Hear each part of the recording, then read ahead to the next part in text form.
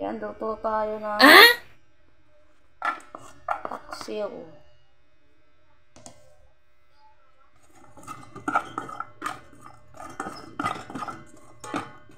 Ito siya mainit.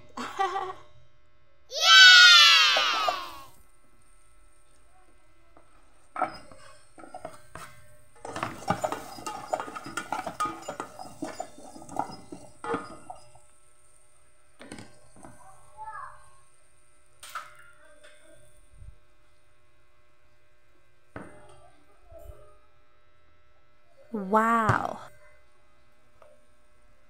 Paksiw na bangus na maliliit. Narbis nila na di pa lumaki.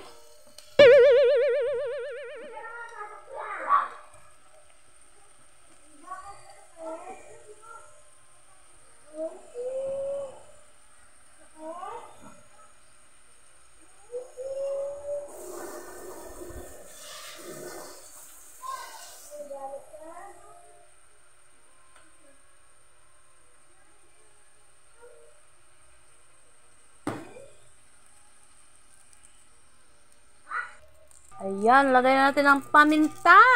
Pamintang crack.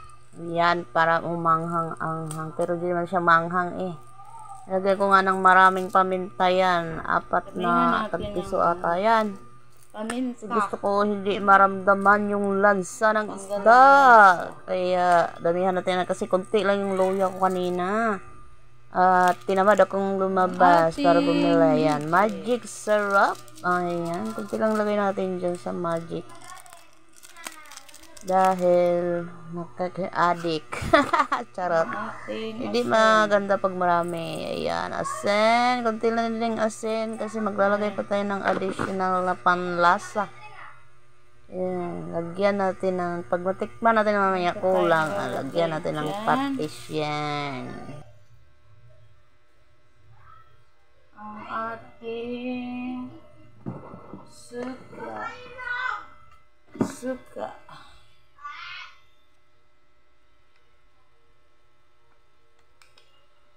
Ay, umagas. Ito walang butas.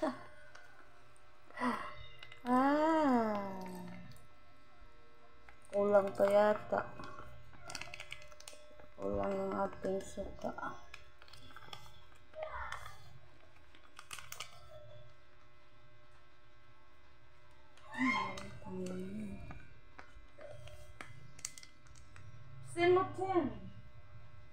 Semutin. Iwanan ko nga kayo. Diyan. Ayan pa pala ako. Magmasin May pa. suka. Dahil kulang pa yun. Kulang pa yung ating suka. Ayan. Talagang maasim yan. Takpan natin.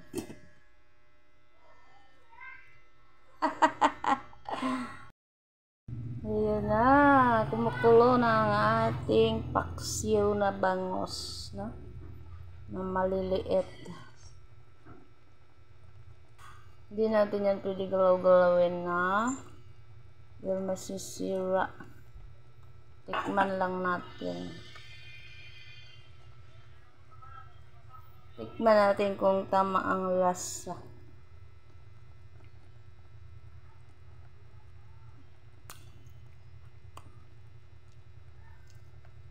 Maasim.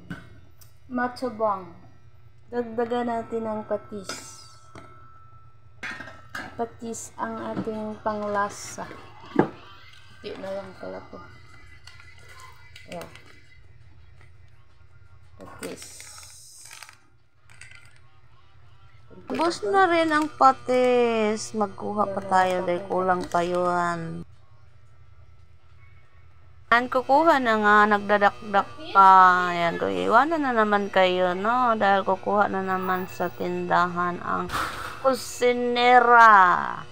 Si Lisang kusinera sa kanyang bahay. Ayan, dahil matabang, dagdagan natin ng patis. Puro paubos. Ang suka paubos, ang patis paubos din.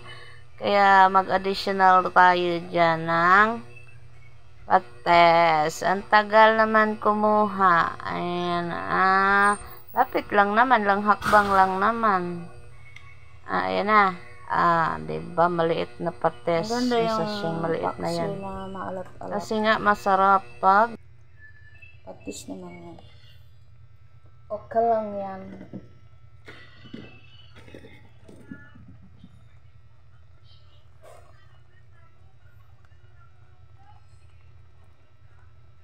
tinikman na nga.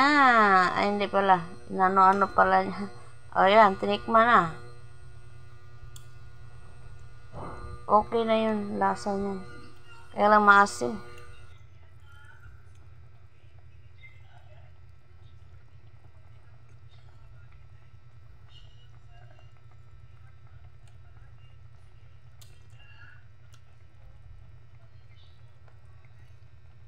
Luto na na yan. ating paksiw.